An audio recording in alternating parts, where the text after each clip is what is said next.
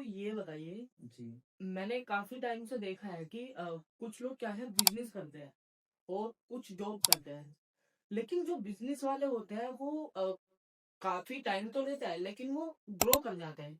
लेकिन जो जॉब वाले पर्सन होते हैं वो अपना टाइम देते हैं लेकिन ग्रो क्यों नहीं करते हैं?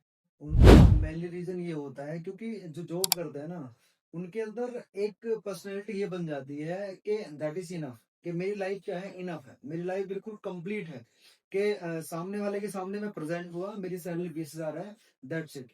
वो आगे सोचते नहीं कि मुझे आगे कुछ इम्प्लीमेंट करना है, अपनी लाइफ़ में कुछ ग्रो करना है, और जो सोचते हैं, वो एक ऐसे एनवायरनमेंट में घिर जाते हैं जो एनवायरनमेंट उनको निकलने नहीं देता।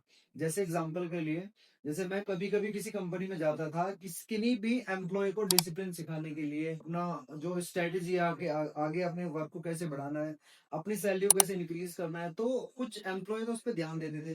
जैसे मैं आपको प्रैक्टिकल अपना एक्सपीरियंस देता हूँ, एक कंपनी में गया, 10 से 12 लड़के और लड़कियाँ बैठे हुए थे, तो उनको मैं सिखाने के लिए गया कि व्हाट इज़ डिसिप्लिन। अब डिसिप्लिन क्या होता है, तो कुछ तो उसको मज़ाक में लेके गए। और कुछ ऐसे एम्प्लॉय भी थे, कुछ ने सीखा, उसको डीपली सीखने की कोशिश की, नई-नई चीज़ें क्रिएट करने की कोशिश की, लेकिन उसी कंपनी में मैं अगेन 4 महीने बाद पहुँचा और मैंने सोचा कि शायद मेरे अंदर कुछ कमी है। मैंने उन कमियों को दूर किया और जिस कंपनी में मैं एम्प्लॉयी को सिखाने के लिए पहुँचा, तो वहाँ पर मुझे पेमेंट तो मुझे सिखाने का, सेशन करने का पेमेंट तो मिल चुका था। तो मैं ये सोच रहा था रात भर बैठ कर के उन स्टूडेंट्स को या उन एम्प्लॉयी को मैं नया क्या दूँ? तो तब मैंने एक छोटी-सी पीपीटी बनाई डिसिप्लिन की। तो मैंने केवल उन्हीं के बेनिफिट की बात की, क्योंकि इंसान बेनिफिट के ऊपर भागता है कि अपना बेनिफिट हो और अपनी ग्रोथ हो।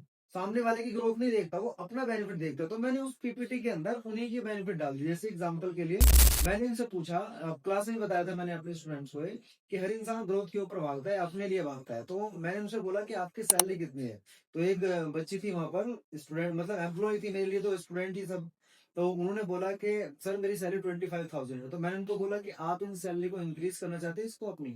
तो मतलब एक सुनने वाला था वहां पर, केवल मैं एक से बात कर रहा था, way of talking, communication skills एक से चल रही थी, लेकिन वहां पर जितने भी लोग बैठे हुए थे उन सबकी नजर मेरे पास। क्यों? क्योंकि वहां पर बात हुई थी किसकी? उनके बेनिफिट की। तो मैंने उनसे बोला कि आप ऑफिस कितने टाइम प्रेजेंट होते हैं?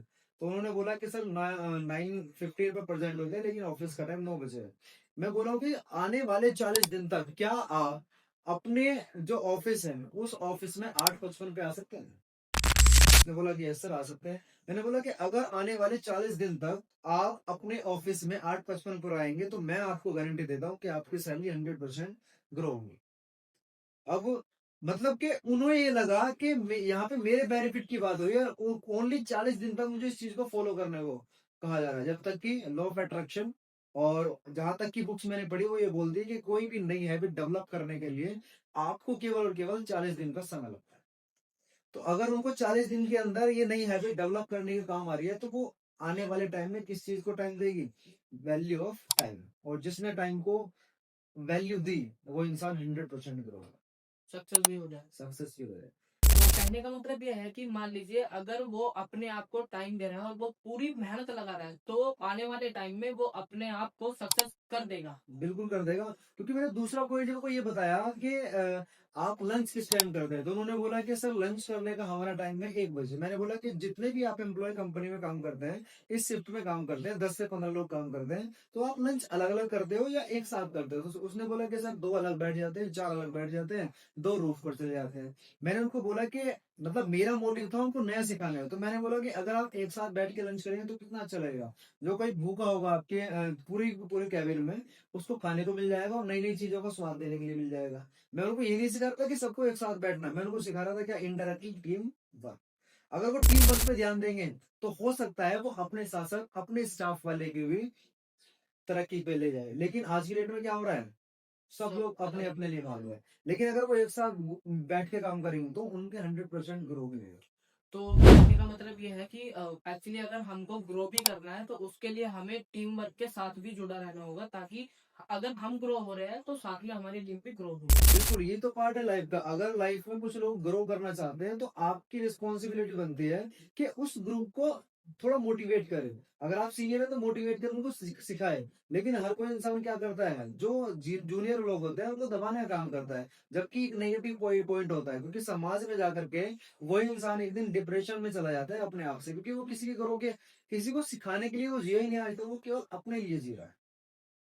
चलिए, तो इसका मतलब हमें ये सीख मिलती है कि मतलब अगर हम अपने आप को ग्रो करेंगे तो हमें अगर अपनी टीम को साथ में लेके चलेंगे तो अगर हम ग्रो हो रहे हैं तो साथ में हमारी टीम भी ग्रो होगी। बिल्कुल। और आपका जो प्लस पॉइंट ये होता है कि अगर आपकी टीम ग्रो हो रही है तो आप ग्रो हो रहे हैं, और अगर आप ग्रो हो रहे हैं तो आपसे ऊपर बैठा हुआ ग्रो हो रहा है, तो आपकी ग्रोथ 100% बढ़ेगी। लेकिन अगर आप टीम को तोड़ रहे हैं, काम कर रहे हैं, और टीम आपकी आपस में टूट रही है, तो इनडायरेक्टली आप कहीं ना कहीं लो पॉइंट पर जा रहे हैं। बिल्कुल, मतलब जो बिजनेसमैन होता है इसी तरीके से अगर जो पर्सन भी ये माइंड लेके सोचे तो वो भी एक अपनी जॉब को भी बिजनेस में बदल सकता है। बिल्कुल, बिल्कुल बदल सकता है। अपने माइंडसेट को अगर वो चेंज करें, एक टीम वर्क बिल्ड करें और एक टीम बनाए, और अपने आप को सोचे कि मैं बहुत ऊँचा जा सकता हूँ, लेकिन इन टीम के साथ जा सकता हूँ, तो वो बहुत ऊँचा जा सकता है। लेकिन कुछ टाइम बाद उनकी स्ट्रैटेजी बदल जाती है काम करने की, कुछ टाइम बाद टीम में डिफ़ॉल्ट आने लगते हैं, तो उसको अगर मैनेज किया जाए तो बहुत ऊपर जा सकता है। लेकिन रिस्पॉन्सिबिलिटी टीम की भी होती है, और रिस्पॉन्सिबिलिटी ऊपर वाले जो ऊपर बैठा है उसकी भी होती है।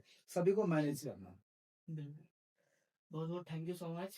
और आपसे मिलकर मुझे बहुत लाइफ में मतलब इधर उधर बिखरे हुए हैं वो अगर इस वीडियो को देखेंगे तो वो ज्यादा अट्रैक्टिव हो गए एंड मतलब अपनी लाइफ को ग्रो करने के लिए अपने आप पे मेहनत ज्यादा करें।